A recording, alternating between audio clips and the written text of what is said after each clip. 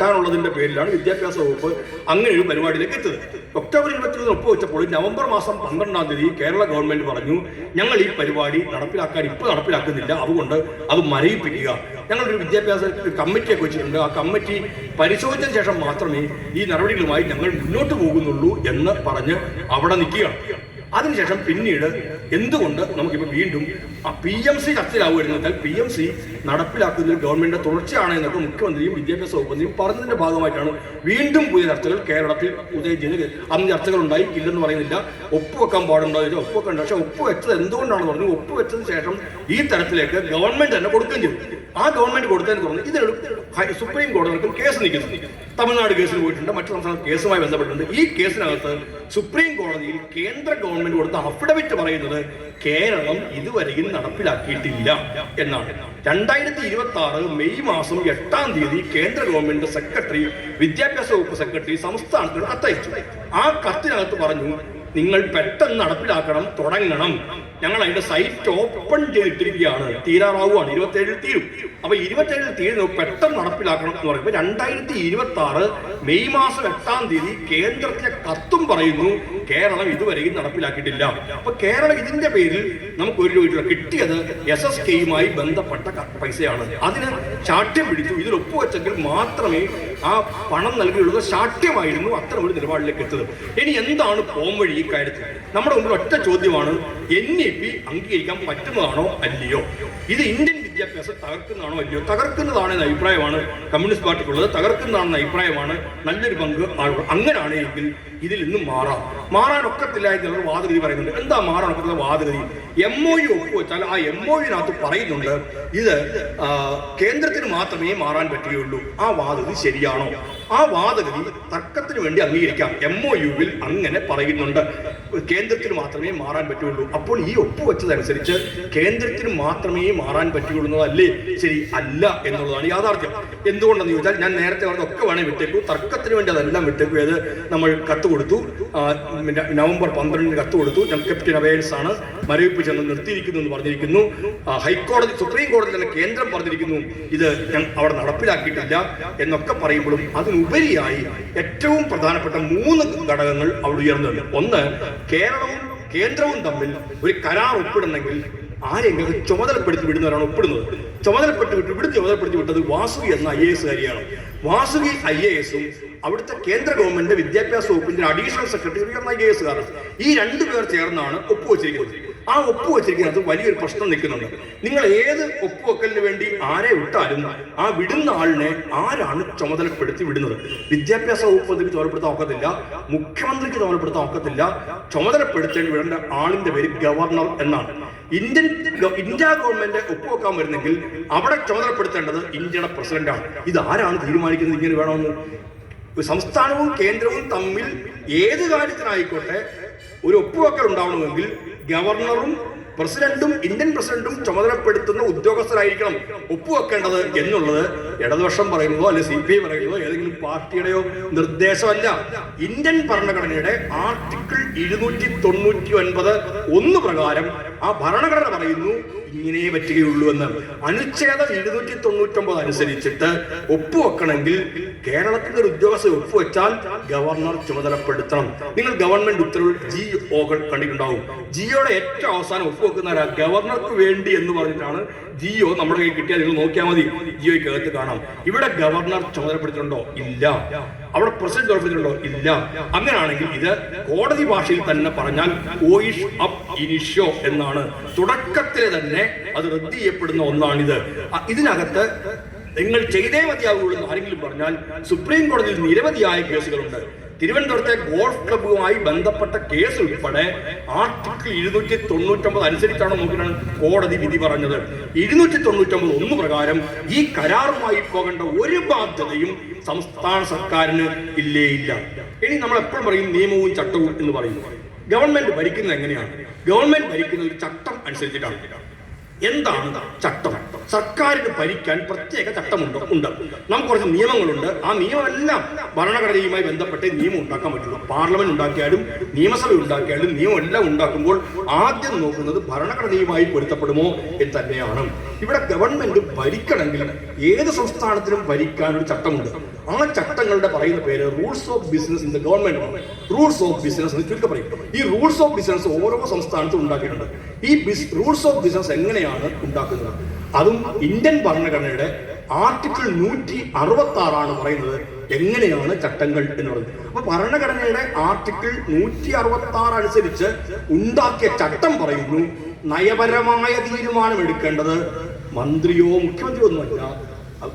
ചട്ടം പറയുന്നില്ല നയപരമായ തീരുമാനം എടുക്കേണ്ടത് ക്യാബിനറ്റ് ആയിരിക്കണം എന്ന് വെച്ചാൽ, ഞാൻ നേരത്തെ പറഞ്ഞ മുഖ്യമന്ത്രിക്കോ മന്ത്രിമാർക്കോ ആർക്കും നയപരമായ തീരുമാനമെടുക്കാൻ അവകാശമില്ല.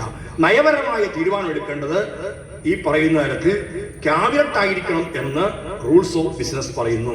റൂൾസ് ഓഫ് ബിസിനസ് ആർട്ടിക്കിൾ 166 പ്രകാരം ഉണ്ടാക്കിയ ഒന്നാണ്. ഇവിടെ PMC പദ്ധതിയുടെ കാര്യത്തിൽ 3 തവണ ക്യാബിനറ്റ് വന്നിട്ടും ക്യാബിനറ്റ് അംഗീകരിച്ചിട്ടില്ല. അപ്പൊ ക്യാബിനറ്റ് അംഗീകരിക്കാത്ത ഒരു കരാർ ഒരിക്കലും നിലനിൽക്കില്ല. നള്ളിറ്റിയാണ്, കോടതി ഭാഷയിൽ പറഞ്ഞാൽ അസാധുവാകുന്ന ഒന്നാണ്. അവിടെ കൊണ്ടും തീരുന്നില്ല. 60% കേന്ദ്രവും 40% സംസ്ഥാനവുമാണ് കൊടുക്കേണ്ടത്. അപ്പോൾ 40% സംസ്ഥാനം കൊടുക്കണം. ഈ പണം കൊടുക്കാൻ അനുവാദം നൽകുന്നത് ആരാണ്? ഇപ്പൊ ഞാൻ കൃഷി വകുപ്പ് മന്ത്രിയായിരുന്നു. കൃഷി വകുപ്പ് പുതുതായി 1 രൂപ ചെലവഴിക്കണം. ഒറ്റ രൂപ.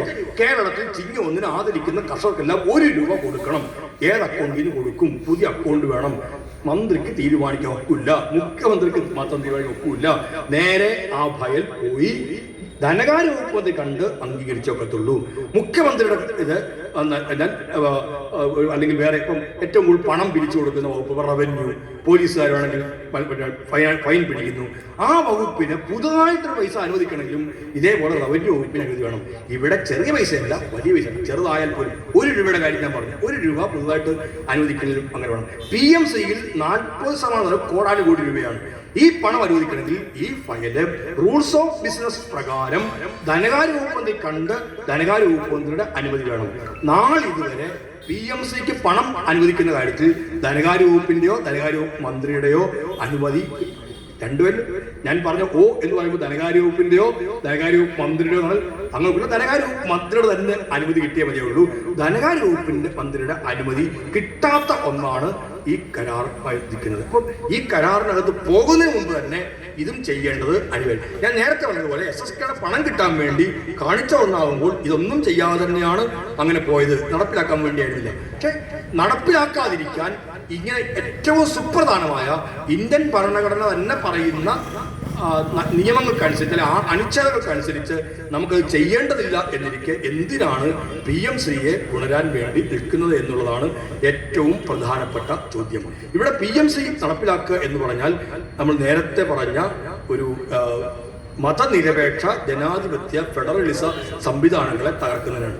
ഇടതുപക്ഷത്തെ ചാരി RSSന് ഒരു അഡീഷണൽ ബോണസ് കൊടുക്കുന്ന ഒരു സംവിധാനം കേരളത്തിൽ ഉണ്ടാവാൻ പാടില്ല എന്നുള്ളതാണ് ഞങ്ങൾ പറയുന്ന കാര്യം.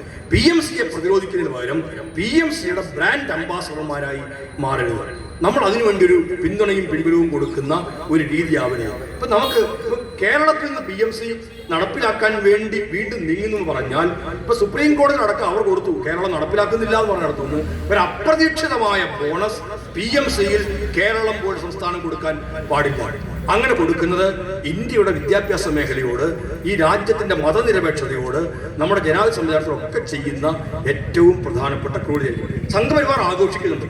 2026 ജൂൺ 17 പുറത്തിറങ്ങിയ RSS പ്രസിദ്ധീകരണമായ ഓർഗനൈസർ കേരളത്തിന്റെ വിദ്യാഭ്യാസ വകുപ്പിന്റെ വാനോളം പുകഴ്ത്തി അദ്ദേഹത്തിന്റെ പടം ഉൾപ്പെടെ കൊടുത്ത് വാർത്ത കൊടുക്കുകയാണ്. എന്താ PMCയുമായി മുന്നോട്ട് പോകാൻ തീരുമാനിച്ചിരിക്കുന്നു എന്ന് പറയുന്നത്. ഞാൻ അപ്രതീക്ഷിതമായ ബോണസാണ് സംഘപരിവാറിന് ഇതോട് കിട്ടുന്നില്ല. ഇവിടെ കൊണ്ട് തീരില്ലത്.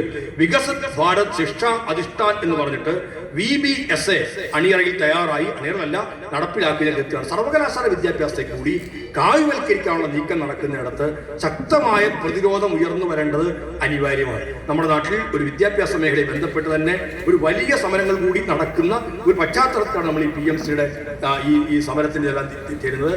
നമ്മുടെ ഡൽഹിയിൽ കുഞ്ഞുങ്ങൾ ഒരു വലിയ സമരത്തിലേക്ക് നീങ്ങുന്നത് ശരിയാവണ്ണം ഒരു പരീക്ഷ പോലും നടത്താൻ ഒരു ഭരണകൂടത്തിന് കഴിയുന്നില്ല എന്നുള്ളതിന്റെ പേരിലാണ്.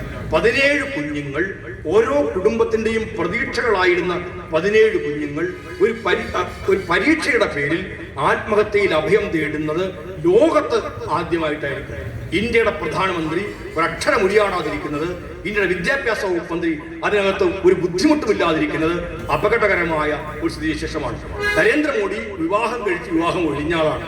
പക്ഷെ നരേന്ദ്രമോദിക്ക് കുട്ടികളും ഇല്ലായിരിക്കും. പക്ഷെ എന്നാൽ കുഞ്ഞുങ്ങളുള്ള ഒരാൾക്കും ശരിയാവണ്ണം ഉറങ്ങാൻ പോലും പറ്റാത്ത അവസ്ഥ ഉണ്ടാവുന്നുണ്ട്. കുട്ടികളെ കുറിച്ച് ചിന്തയുള്ള ഒരാൾ ഇന്ത്യയുടെ പ്രധാനമന്ത്രി കസേരയിൽ ഉണ്ടായിരുന്നു എങ്കിൽ, ഒരച്ഛന്റെ വികാരം ഉണ്ടായിരുന്നു എങ്കിൽ ആ വിദ്യാഭ്യാസ വകുപ്പ് മന്ത്രി അവിടെ ഉണ്ടാകുമായിരുന്നില്ല. 17 കുഞ്ഞുങ്ങൾ ആത്മഹത്യയിൽ അഭയം തേടുന്ന പരീക്ഷയുടെ പേരിൽ ചെയ്യുന്നിടത്ത് അവിടെ ഇരിക്കാൻ, കസേരയിൽ ഇരിക്കാൻ, പ്രധാനമന്ത്രി കസേരയിൽ ഇരിക്കാൻ ഒരച്ഛനായിരുന്നു എങ്കിൽ നരേന്ദ്രമോദിക്ക് കഴിയുമായിരുന്നില്ല. പക്ഷെ ഇന്ന് ദൗർഭാഗ്യവശാൽ ഒരച്ഛന്റെയും അമ്മയുടെയും വികാരം എന്ത്, മക്കളുള്ള രക്ഷകർത്താക്കളുടെ വികാരവും വിചാരവും എന്ത് എന്ന്, ഒരു കുടുംബം എങ്ങനെയാണ് മക്കളെ കണക്കാക്കുന്നതെന്ന് മനസ്സിലാക്കാൻ പോലും കഴിവില്ലാത്ത ഒരാൾ അധികാര രംഗത്തിരിക്കുമ്പോൾ കുഞ്ഞുങ്ങൾ പെല്ലറ്റ് ശരീരവുമായി ഡൽഹിയിൽ നിൽക്കുകയാണ്. ഒരു മകൾ ഇപ്പോഴും വെന്റിലേറ്ററിൽ കിടക്കുന്ന അവസ്ഥയിലേക്ക് ഡൽഹിയിൽ നിൽക്കുകയാണ്. അതിനെക്കുറിച്ച് എന്തെങ്കിലും പറഞ്ഞു പോയാൽ പറയുന്നവരെല്ലാം ക്രൂരമായി അധിക്ഷേപിക്കാനും മോശമായ പദപ്രയോഗങ്ങളിലൂടെ അവരെ കൈകാര്യം ചെയ്യാൻ നിൽക്കുകയാണ്. എങ്ങനെയാണ് വിസ്മയ എന്നൊരു പെൺകുട്ടി, അവൾ മോഹൻലാലിന്റെ മകളായിരിക്കാം, പക്ഷേ അവൾക്ക് പ്രതികരിക്കണമെന്ന് തോന്നിയപ്പോൾ നിന്ദ്യമായ നീതമായ ഭാഷയിൽ അതേക്കുറിച്ച് പ്രതികരിക്കുന്നത്. എനിക്ക് മമ്മൂട്ടിയോട് അതിഭയങ്കരമായ ബഹുമാനം തോന്നിയത് അദ്ദേഹത്തിന് ദേശീയ അവാർഡ് കിട്ടുന്നതിനേക്കാൾ ഉപരിയായി രാജ്യത്തിന്റെ കുഞ്ഞുങ്ങൾ തല്ലുകൊള്ളുമ്പോൾ പ്രതികരിക്കാനുള്ള ഒരു അച്ഛന്റെ മനസ്സ് മമ്മൂട്ടിക്കുണ്ടായി എന്നുള്ളതാണ് ദേശീയ അവാർഡ് കിട്ടുന്നതിനേക്കാൾ ഏറ്റവും മനോഹരമായി തോന്നുന്ന ഒരു കാര്യം, ഏറ്റവും പ്രത്യേകമുള്ള കാര്യം. ടൊവിനോ തോമസ് മിണ്ടിയാൽ, ആരെങ്കിലും മിണ്ടിയാൽ അവരെല്ലാം ദേശദ്രോഹികളായി മാറുകയാണ്. PMCയെ കുറിച്ച് പറഞ്ഞാൽ ദേശദ്രോഹിയായി മാറുകയാണ്. എന്ന് വെച്ചാൽ നിങ്ങൾക്ക് ജനാധിപത്യത്തിൽ നിങ്ങൾക്ക് സംസാരിക്കാൻ സ്വാതന്ത്ര്യമില്ല എന്ന് പറയലാണ്. മോഡിക്ക് സംസാരിക്കാം, ധർമ്മേന്ദ്ര പ്രധാൻ സംസാരിക്കാം, ഏത് രാഷ്ട്രീയ നേതാവും സംസാരിക്കാം. എന്തുകൊണ്ട് ഒരു കുഞ്ഞ് അഭിപ്രായം പറഞ്ഞുകൂടാ? എന്തുകൊണ്ട് കുട്ടികൾക്ക് അവരുടെ അഭിപ്രായം പറഞ്ഞുകൂടാ? അങ്ങനെ പറയാൻ പോലും പാടില്ല എന്ന് പറയുന്ന ഫാസിസത്തിന്റെ തിരതൽ നടക്കുന്നിടത്താണ് അതിന് ഉപകരിക്കുന്ന വിദ്യാഭ്യാസ നയം വേണോ വേണ്ടയോ എന്ന് നമ്മൾ തീരുമാനിക്കേണ്ടത്.